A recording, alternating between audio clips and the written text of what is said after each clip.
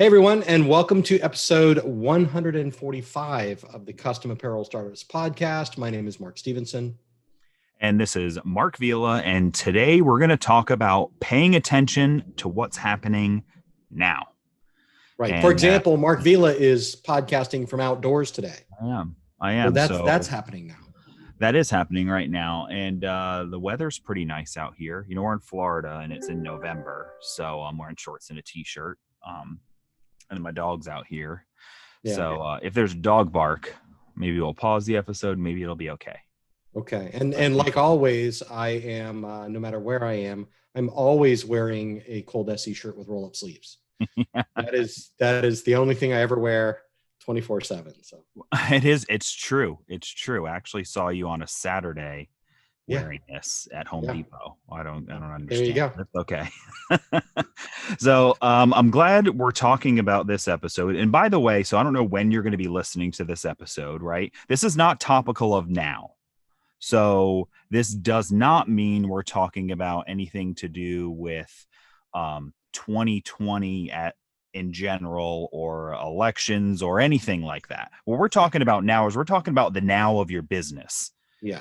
And so hopefully what I suspect from our notes is this is going to be a really great evergreen episode that you can listen to again next year to make 2022 better. Yeah, at any time, because that's the name of the episode, is to pay attention to what's happening now. Yeah. Not like the TV show What's Happening Now, which was great. But that's because it was a sequel to What's Happening. Yeah. What's Happening was awesome. What's Happening Now was still good. So really kind of I thought about this idea a few weeks ago when we started kind of brainstorming about what we are going to do at the podcast to help you guys get ready for next year. Yeah. So this is kind of what brought the conversation up. And is it too early, or are you going to be in the mood to do prep work? Because for a lot of you, this is the busiest time of year.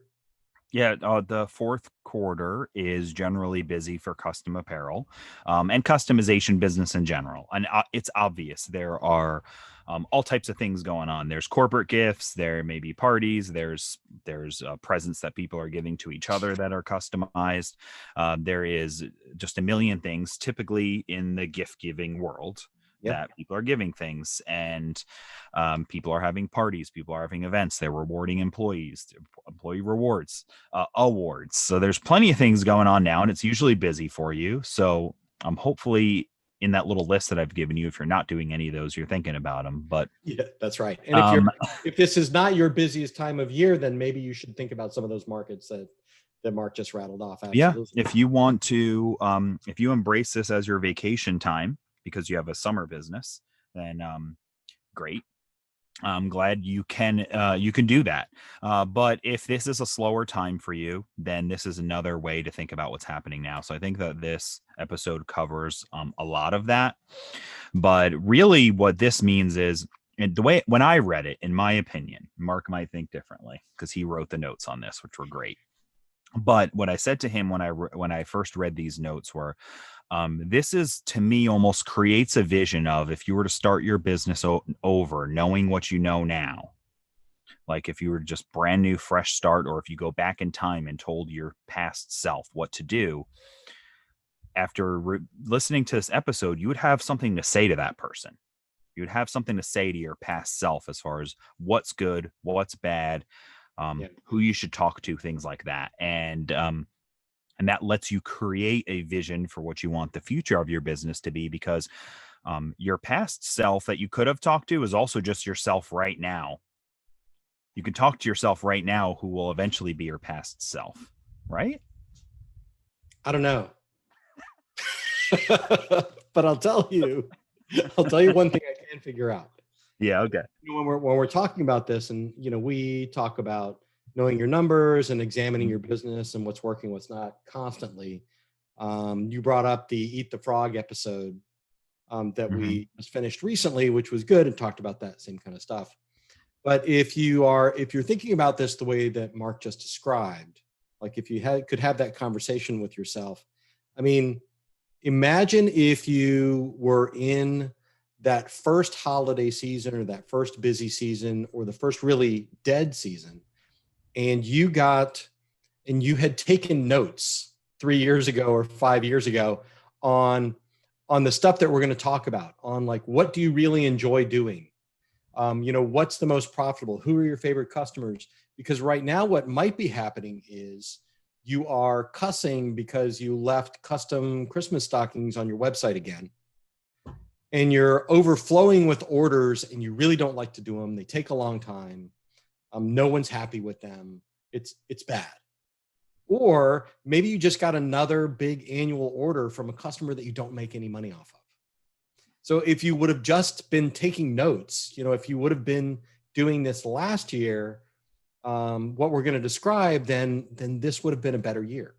So as you look ahead, whether it's to 2021 or beyond, what we're going to talk about is to record and remember and kind of take in what is going on in your business right now, so you can make better decisions in the future.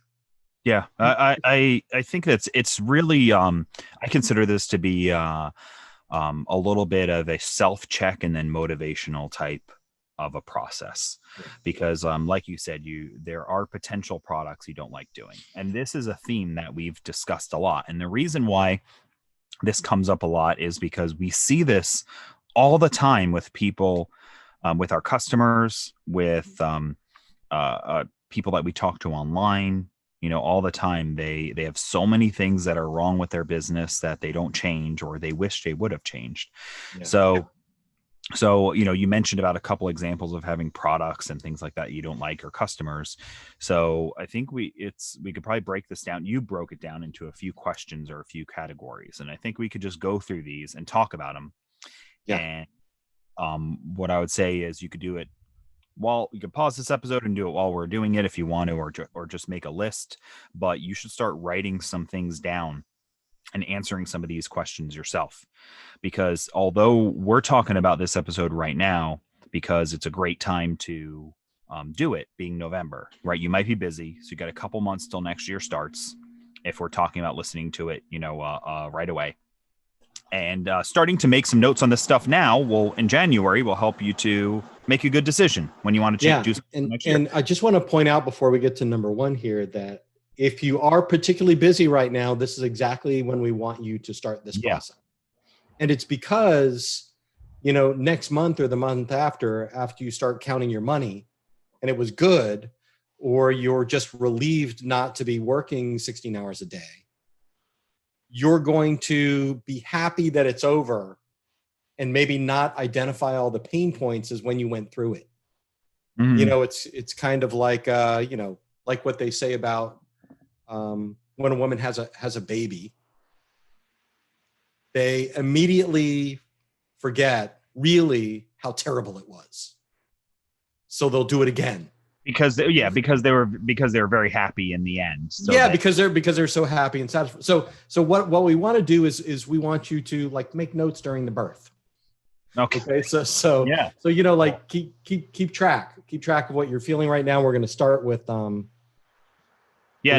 just before we do it real quick, just to I had a finishing thought on that, was if you are catching up with this episode, say, and it's March of a random year, then you should start doing this now too. This should be almost an ever-going exercise, because you're always going to want to change something. So this is a relevant episode no matter when it is, but especially at the end of the year, this should be a fantastic November and December exercise to do. So get us started.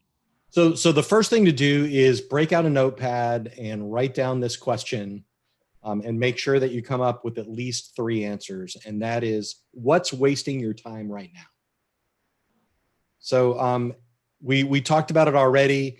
Every year, you probably take orders for things that just take way too long to do.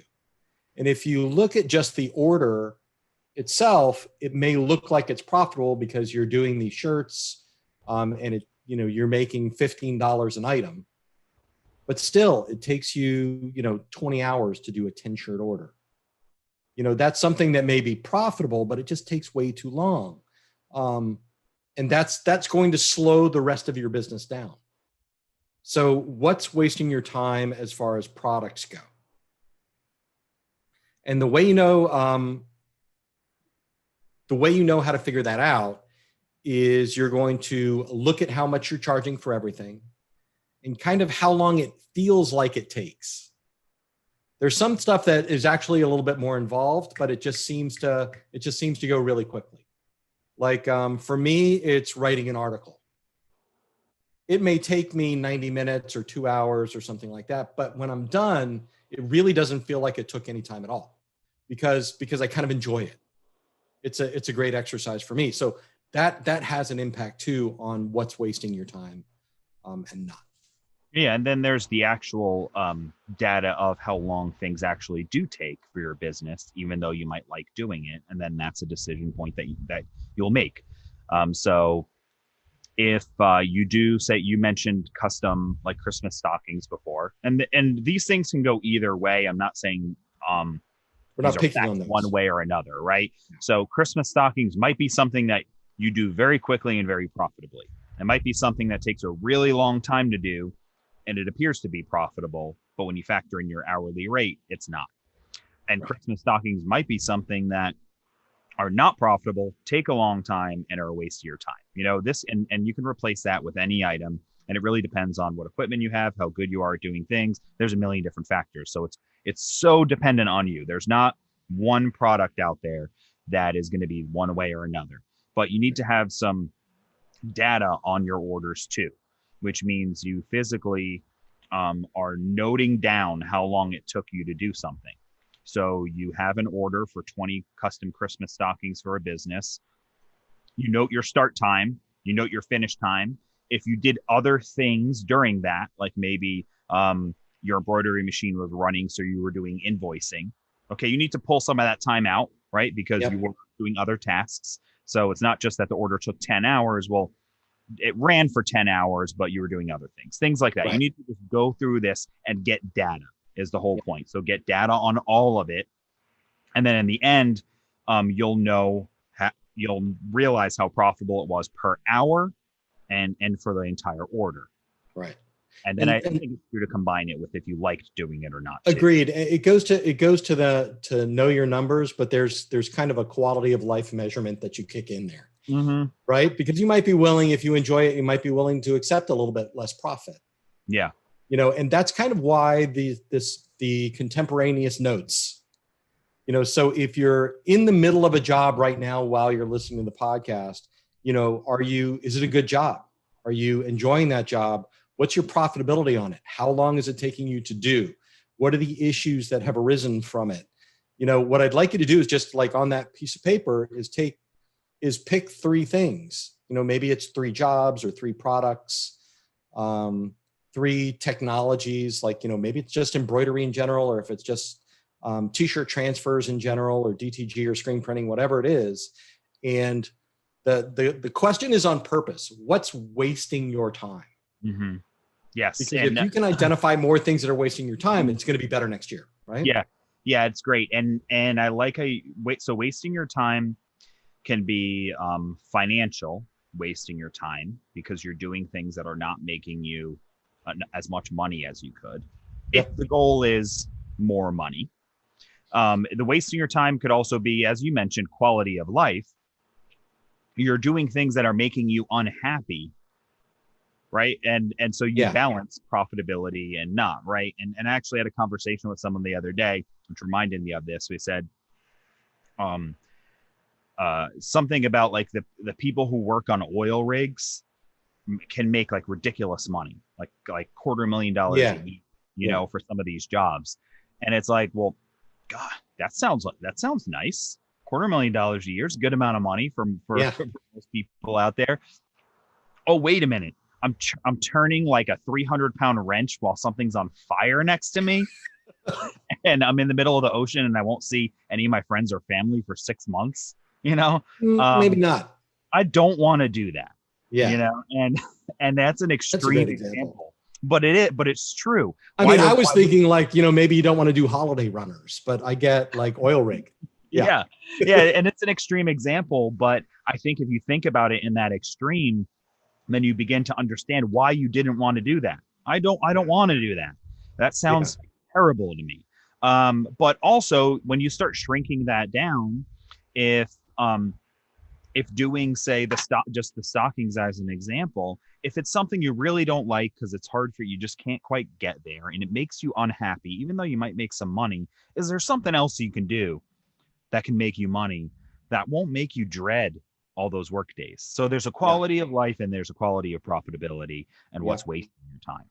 And this is kind of the point behind making a list, because you could look down at it and decide, well, hey, this is really profitable, but I hate it. Mm-hmm. So this is not the time for you to decide what to do about it. Yeah. This is just the time for you to record it, because it may be Yeah. that we get people that buy a piece of equipment from us and hate it, right? And they hate it. They hate embroidery. They hate digital heat effects. They hate doing DTG. They hate doing bling. And 99% of the time, it's they hate it because they're not good at it. They didn't learn it well, or they're Mm. not using it for the right application. So if you go down and you realize that it isn't table runners that I hate, it's using embroidery machines.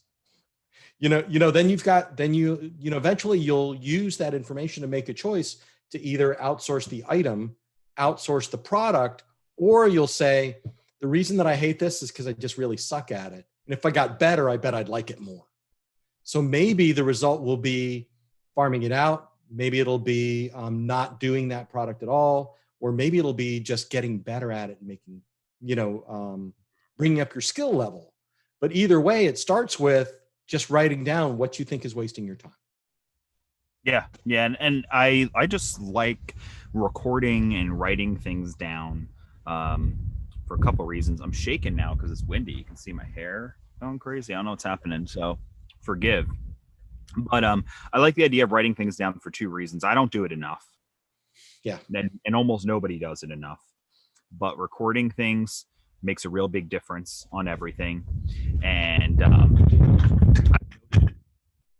yeah, you see this wind here? I'm gonna hold Yeah. my laptop here. All of a sudden, it just started happening. So anyway, but recording things, your memory will never serve you perfectly on anything. Like you mentioned, the childbirth example, which was a fascinating one. It's odd. Yeah. So far, it's But, been oil rigs and yeah, childbirth. but this is actually, it's just true in general.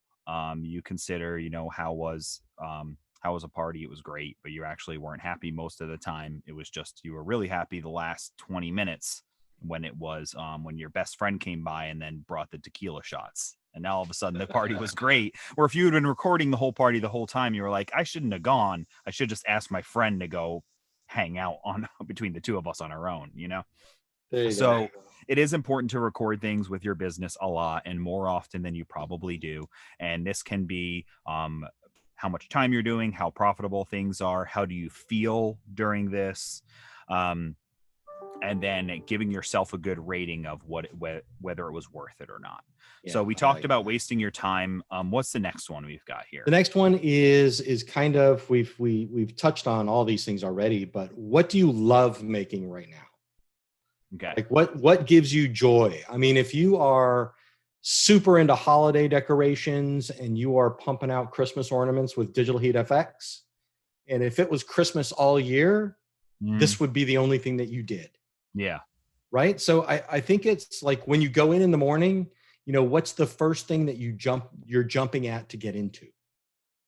And I think those things are important to note and to write down as well, because it may be that you do this every year, but you forget how much you love it. And maybe this year you write down the Christmas ornaments, and by next year comes around, you forget how much you really enjoyed that, and how much it added to your excitement about doing business. So you don't promote it like you did last year. Yeah. Right. So on the positive side, you've got to make sure that you are keeping track of what you love doing. Yeah, and this is a quality of business type of a quality of life type of decision. But if you know if you look at all the business you do, say if we're looking specifically now during the holidays, and you record everything that you liked doing and did not like doing, when you find the things you love making, then you're talking about next summer, you're going to make some marketing decisions to help promote these things or start promoting them earlier. Yeah. Because there's a reason why on October 31st, Walmart was already switching over to Christmas decorations. Right there, I went there that day. It was October 31st, probably around 6 p.m., 5 p.m., maybe 5 p.m. And they're already starting to make the switch. Why? Because some people are going to make the decision to buy some of those Christmas things the next day. Yeah. Because they do. So if you aren't in a mode to prepare to start marketing those, say, Christmas ornaments during October to be ready to go on November 1st, possibly, then if you're not starting it till November 1st, you love doing it, you're spending 2 weeks prepping up. Yeah. So you love to do it. You start to prep earlier. You increase the budget you spend on doing it. You do more videos, write more articles, spend more money in ads. I don't know what you're doing. Build more relationships with the local vendors that would sell it for you. Things like that. So what do you love to do? And then figure out a way that you can do more of that, because you probably can. You're probably not at the max crux of the most you could ever None of us are doing the most we can of anything. Yeah. Really. Yeah, there's a Christmas store in Clearwater, Florida, that's open 365 days a year. It's a mystery. No, it's for guys like you, Mark. Yeah, but I'm sure they're not as profitable all 365 days of the year, but they love doing it and they figured out a way to do it all the time.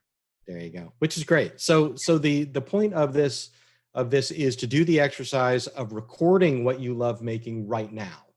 Mm-hmm. And again, you're not going to do anything about it.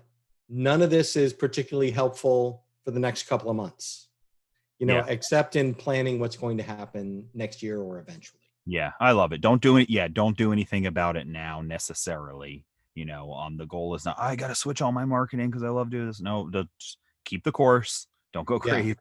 If you can make a little change, sure. Sure, but that's not the goal.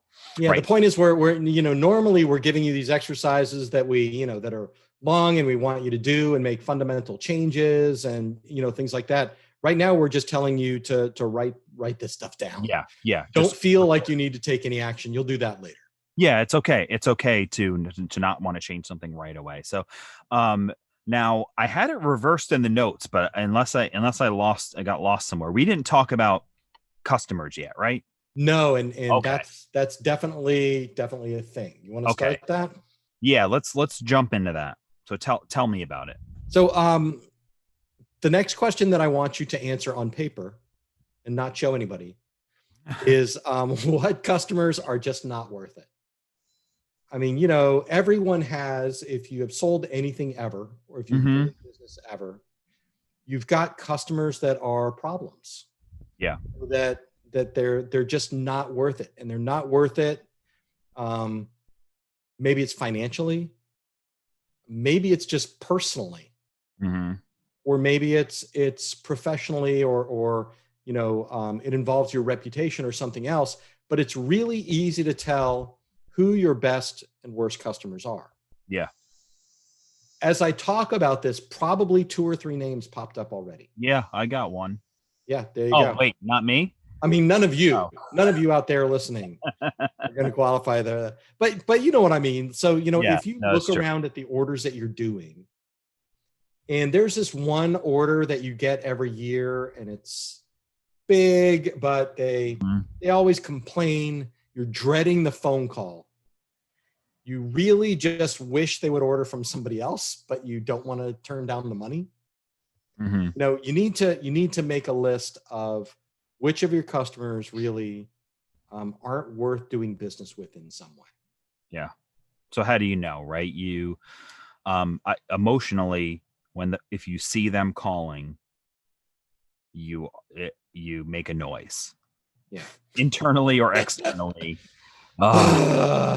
Yeah, something like that. Okay. So if you're dreading their phone call, they should go on the list. Now, it doesn't mean that you need to kick them out. Sometimes you can change. Sometimes they're not that bad, and sometimes it's you. But but they at least deserve to be on the list to be evaluated. Yeah. And I'll say, like, this is, again, this is an ideal time. Your busiest time is an ideal time to do this, because this is when you don't have time to deal with issues. Yeah. This is when you might be so busy that a delivery might be a little late, or you might miss a phone call, or even if everything is perfectly there, maybe they beat you up on the price every single year. Yeah. And yeah, another thing you mentioned too on that is, the price actually, it shifted gears in my head when you said that word, but yeah, that's true as well. That you have this customer that, just if you just start doing the math and start paying attention to it, every year you're doing business with them and you're not making a dime. Yeah. You're not making a That dime. happens a lot. That happens a lot. There is a lifetime value that we talk about, and knowing your numbers. And there's plenty of reasons to have lost leaders and, all these things. So we can get really complicated on this stuff. They refer me 100 customers a year. Well, I guess I'll do work for free for them. It's marketing. Yeah. But they're beating me up all the time on price. I don't make any money, and I dread when they call. And then the next note that you put is that, they're going to complain. Right. That's like my favorite one, because I have worked, I've sold tons of things over the years, ever since I was a teenager, and I was a server as a teenager in a diner. And I couldn't serve alcohol because I wasn't old enough. So the owner just had me working breakfast shifts. So I worked Saturday and Sunday breakfast, and there was numerous groups of people. I can almost still remember their faces from many years ago, that they'd come in at Sunday morning. I just knew they were going to complain. Every time I saw them, I would hope they would not sit in my section, because I knew they were going to complain. And they weren't profitable to me because they didn't tip. Yeah. There you go. Well, but if they're going to complain, they deserve to be on the list to be evaluated. But there is kind of another category of customer that may not be worth it, but you really like. Okay. So it may be that during the busiest time of year, you've got a friend or two that makes big orders. Or your church or a charity that you do business with. I'm glad you're saying that you don't. Your kid goes to. Is that terrible? That's terrible. But really that you should make some kind of an objective measurement, where if every job that you're working on right now is worth it, if every customer is worth dealing with. Some of them it's because you don't like them and they complain, but some of them may be just because you've bent so far over backwards that your back is just about to break. Like if you are really busy right now, and then somebody that you just are doing favors for wants 100 shirts, you've got to be prepared to make a decision. So I at least want you to write that down. Yes, write it down, because decision might be, of course I'm going to do it. And like you mentioned, like the church example, like, the pastor calls you up and says, hey, could we do 100 shirts for this singing event? The kids choir is going to go sing for the old folks home. Yep. It's free. You're not going to make any money, but you want to do it because it's good. It's going to make a lot of people happy, and it's going to make you happy. And it's a good thing to do. So you do it. So that's okay. Right. Yep. But I do think that it's important to write that down, because you do have to evaluate that decision on everything. So that's a really obvious example. I'll give you a good, and again, we don't want you to make any plans. Yeah. But that's a great example, because it's something that you want to do and you feel like you should do, which is great. But maybe if you had that written down, you could call the pastor in September, ask him if he's going to do that. And I'm going to be too busy in November to print those shirts. I just am. Yeah. So how many shirts do you think you're going to need? And let's print them now. Yeah, I'm glad you said that, because I had a trail that was going there eventually in my mind, was that you prep for it, just like you prepped for that. You like doing the Christmas ornaments. So you decided to start kind of gearing up marketing sooner. This is also reaching out to these people that you want to do it for.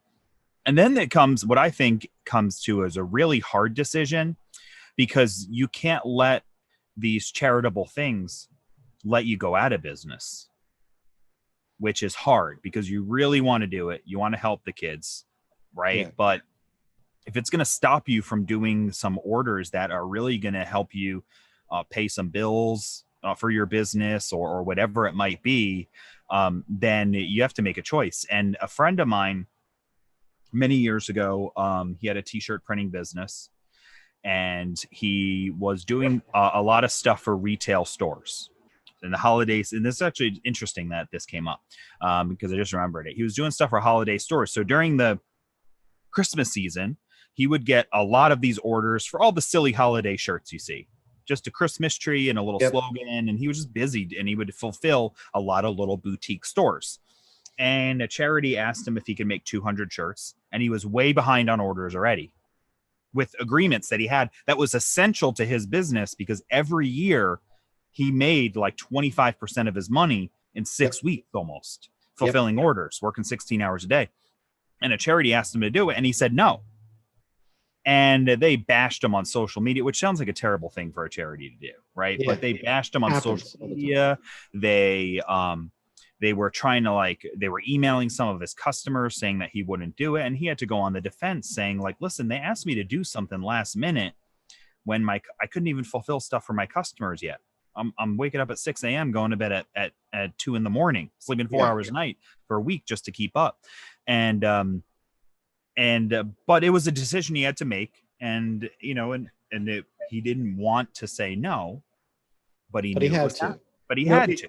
It goes to the same, and once again, I want to stress, we're not asking you to think of potential solutions now or make decisions, but you're going to write these things down of what customers are actually not worth it. It goes also to our conversations that we have with people all the time who, they talk to us about their business and how they can be more successful and how can they do better, or they're losing money and they're not going to make it. And the first thing that we look at is how much they're selling the shirts for. Like, what's your price? So, it's $12. So, well, I mean, if you sell 100 shirts a week and you charge $3 more, you might make an extra $300 a week. And, the first response is usually, I could never charge that much, or people in my town can't afford that extra $3. So set all that aside is what I'm asking you to do. And really look at the numbers and decide which customers. It could be all of my local customers. It could be all of the people that order online. It could be these two big companies that I won a bid I wish I'd never won. Or it could be these people are just jerks. Or they're never happy. So you don't have to do business with them. You don't have to decide now, but the best time to do that is while you're doing the orders and while you're talking to them on the phone. Like, you could have a list. I'm never doing business with this guy again. Or at least evaluating it. And one of my best friends, he in his business, he had a really large client. I mean, it was like 80% of his business was this client. And it was one of this classic. Every time the phone rang and he saw it was this guy, there was a noise. Every time he had to have a meeting, he knew they were going to complain. He just knew it, but it was 80% of his business. So he said, God, I can't not have them as a customer. Well, this was like almost 10 years ago. He's still in business. Him and his partner are doing really well. He just bought a new house. I mean, it's not a mansion, but he bought a new house, so he's doing fine. And they fired that customer probably 7 years ago. And they were really concerned about everything and what it would be and what would happen, but they made it work. They said, hey, we have a couple of employees we don't want to fire. If you want to hire them, you can. And they said, yeah, we'll take them. We'll do this in-house somehow. So 2 employees went over there, so nobody got fired. They left, and they got rid of all of that stress, and they were able to focus a little bit of time. And it ended up that right away, he said right away, they realized when they started doing all the books and all the numbers and all this stuff that they almost didn't make less money.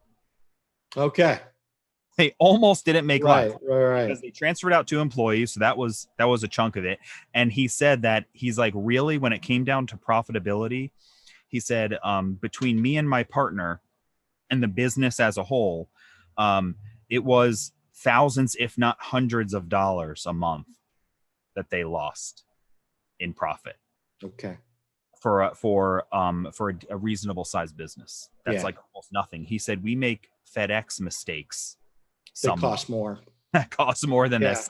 So I think that when you write this down and you're doing your evaluation, you really need to look at math. You need to know your numbers and all this stuff, because that one customer driving you down could really turn to be the one that finishes your business one day. Yep. And if you're in the mood, we're going to put a link. I've already put a link in the notes to our, evaluating your customers. Yeah. How much is a customer worth episode? Yeah. Great. So, okay. So what else do we have? Next is right now, what are you doing that is making you the most profit? Right. So we've talked about writing down what customers are not worth it, what you love making, and what's wasting your time. Now we're going to focus completely on the money. Okay. And I want you to make a list of what is the most financially profitable thing that you're doing right now. And it's really important now that you're busy, especially because those things are magnified. If one time of year you're used to getting an order for 10 digital heat effect shirts with just a left chest logo, and you're able to charge $25 a piece for those, in your busy season you're doing 100, that's super important. That can be the difference in your year. So what are you doing right now? What's the most profitable thing you're doing right now? Yeah. I mean, that's what's actually, this is one of those things where people out there listening might be surprised on how many people don't know that. They have no idea, just literally no idea. They can guess, but there's so many businesses out there everywhere, not just apparel. I'm not picking on anybody particular.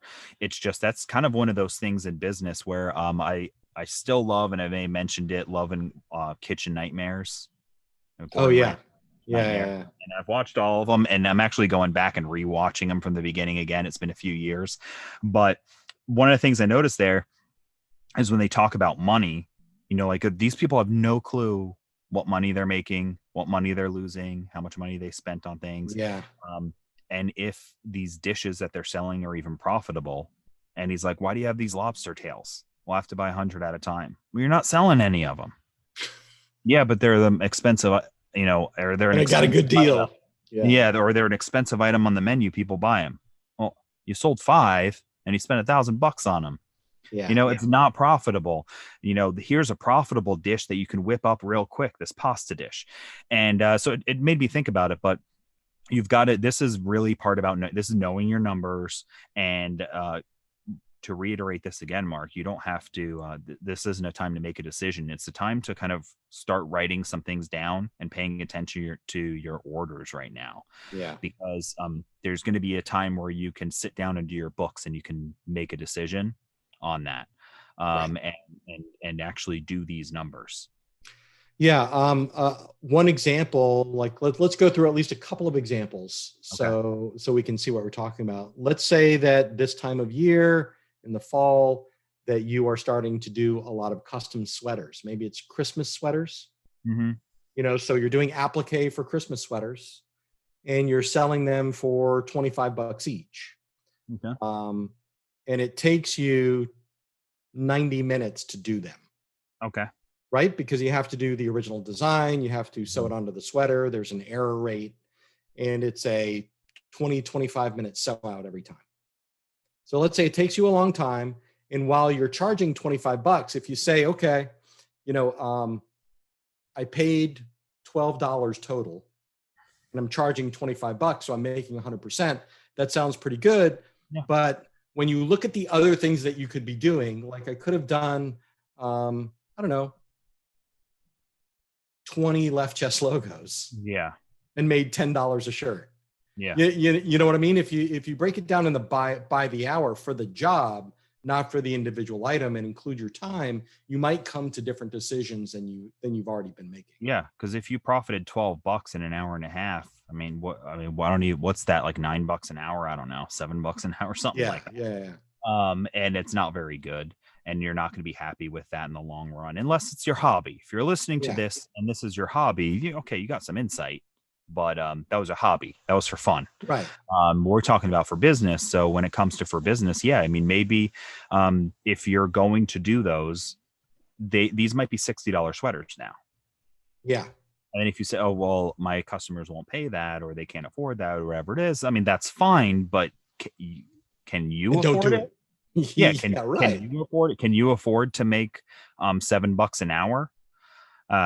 Because if you can't afford to do that, then nobody can afford it. And it's not a good thing. So is there something alternative you could sell those folks? Maybe you're buying sweaters that are already decorated and you're just customizing them.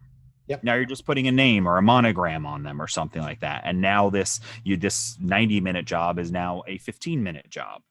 Yeah. And now 15 minutes at a $12 profit. Okay. Not bad. Yeah. Not bad. This is going into good territory. Right. And specifically I wanted to focus on profit for this one because I also just want you to recognize that, some of these labors of love that you've got, some of these projects, like let's say that you do 2 custom jackets for this family every year, and they're jacket backs of someone's photo. Yeah. And that takes about 4.5 hours to embroider. Yeah. And it takes about 8 hours to digitize. Mm-hmm. You're not making any money. Yeah. But you truly love to do these things. That's okay. We're not making a judgment call for you. Yeah. We just need you to recognize that, that, you're writing this stuff down. What makes the most profit for you? The most profitable may be the most boring, repetitive stuff that you do. But you need to write that down so you know. Yeah. Yeah. Maybe it is those one-off custom jackets or something. I don't know. It's just an example. No, it's a great example. And the reason why you write it down, and you put in order, you take all the orders you've done. You could do it all year, but at least start, maybe you just do for a couple months. If you're doing this every couple months, it's a great exercise. You take all your orders and you have them on a spreadsheet and you have some sort of profitability ranking on them. And you say, I am going to do these. I know I'm not going to make money on them, but I'm going to do them anyway. And then you can reevaluate that decision over time. Yeah, you just also have to make a decision that with your friends and your family and your spouses and your employees that you're not going to complain about how much money you make. Okay, yeah. Or how well the business is doing, because you're making these decisions to do the charity job for less because you think you should. That's cool. To do these, the less profitable jobs because of some other factor, that's absolutely okay. But if it's in conflict with your main goal of the business, which is to pay your mortgage, then you don't get to kvetch at the end of the month. You know what else is true is that a lot of people complain how busy they might be this time of year. Not happy that they're busy, complaining that they're busy. 2 different things. Okay. If you're complaining that you're busy and you have a list of things on your business and you look at the bottom and you've got a bunch of hours that are not profitable and you are complaining that you're busy, you should not be complaining that you're busy. Because those last 3 things, by the way, were not your business. You didn't make any money. Why are they part of your business? Right. They are things that you decided to do in your own time, basically, because you're not being paid to do it. Yeah, you're volunteering. You're volunteering. You're volunteering to do it. So don't complain how busy you are over the past couple months and being upset about it if you are volunteering your own time that you are saying you don't have to do something for free. So yeah, that's great. So the idea here is look at what you're doing right now. Look at the things that you're making and the jobs that you're taking currently in your business, and just figure out which ones are the most profitable, which ones are the least profitable, and write down 3 of each. Mm-hmm. You've got 6 jobs right now. One is making you more money than the other, whatever they are, and just write those down, not to do anything about them now necessarily, but you'll know what you need to change when you're ready to do your next month or your next planning. Yeah. Yeah. No, I think it's great. And so really what I'm seeing is overall in this episode, this exercise, and it's great for the end of the year, but you can do this often. Anytime. A monthly or however, every quarter, but you start taking a lot of notes on different things, asking these questions. What customers are maybe not worth having? What are things that are wasting my time? What are things that I love doing? What are the things that are the most profitable and least profitable? And this is part, in my opinion, this is part of an exercise that you write all these things down. You have a spreadsheet, you put them all in, and then you get to look at it from a bird's eye view now at all of it. Here's profit, here's fun, here's love, here's people I don't like. And you can start crossing and Xing things out. And then you get an overall top view of what my business would be if I change stuff. I love that. That's great. That's a great way to put it. Yeah. And then, so what I was thinking was you do this now, and then January comes, and you've been just slowly kind of just keep taking some notes. January comes and you say, what am I going to do for 2021? And then you can look down at all these papers, you spread them out, or you look down at a spreadsheet on your computer, you spread it all out, and then you start potentially crossing things out, changing things. And then eventually you can come down and say, I've got a vision for 2021 now. Yeah. Compared to walking into 2021 and just having a feeling to do something and doing it. And then, nothing probably changed. Yeah. And we're going to help you with that for the rest of the year. We're going to continue to do some podcasts to help you plan out, and help you maybe be more profitable, have more fun, get closer to your dream business next year as the year ends. And I think this is a good unofficial start. Yeah. Okay. Right? It's great. This because you're busy. We don't want you to think about that right now. We just want you to think about recording. Yeah. In upcoming episodes, we'll ask you to stop whatever you're doing, pull the car over. Okay. Pop open your laptop or open up your phone and let's make some changes. So that's great. This is so this unofficial start, I think, is a great finish to the podcast. Okay. For today. And the homework then, the takeaway on this is really just what we just said. Just start taking some notes on questions like this. Think about the 4 questions we asked. Just start taking some notes. If you just want to put them randomly into your phone in a note, not in any order yet or anything, whatever you can do while you're busy. Because I know having a spreadsheet and organizing it and all that stuff takes time. So I really think it's important to do it even in any way you can. So personally, the way I might do it is if I'm really busy, like I've been busy the past couple months, would be to have on my phone, my notepad, and have a note that says work notes, right? Or whatever you want to call it. What was the name of this episode? What's happening now? Name it. What's happening now? And then anytime something that is one of these categories pops up, you just write it down real quick. So you just put maybe fire Johnson customer. Yeah. Or you put loved making stockings. Get a muzzle for Jack. Yeah. Jack's out there. Something is out there. Here's how I take mine. Here, I just want to say this is my ongoing note process here. Okay. Yeah, that's great. You've got the video. Even I can't read it, but I encourage you to do just what Mark said, and make notes as you go. Just make a conscious effort to do something right now, to write down the 3 things in each one of those 4 categories. It's not going to take you long. Don't worry about plans. We'll get to that later. Yeah. Okay. Great. So, once we're done with this episode, write one thing down in one place, whether it's you have a notepad like Mark you're going to carry around, or you're going to do it on the notes of your phone, or you're going to have something on your laptop, or whatever you do. Write one thing down that was on this list that popped in your mind. The one customer, the one job, write one down. Now your list is started, and you can make it grow over the next couple months. I like it. Okay, everybody. Thanks for listening. This has been Mark Stevenson And Mark Vila. You guys have an amazing business.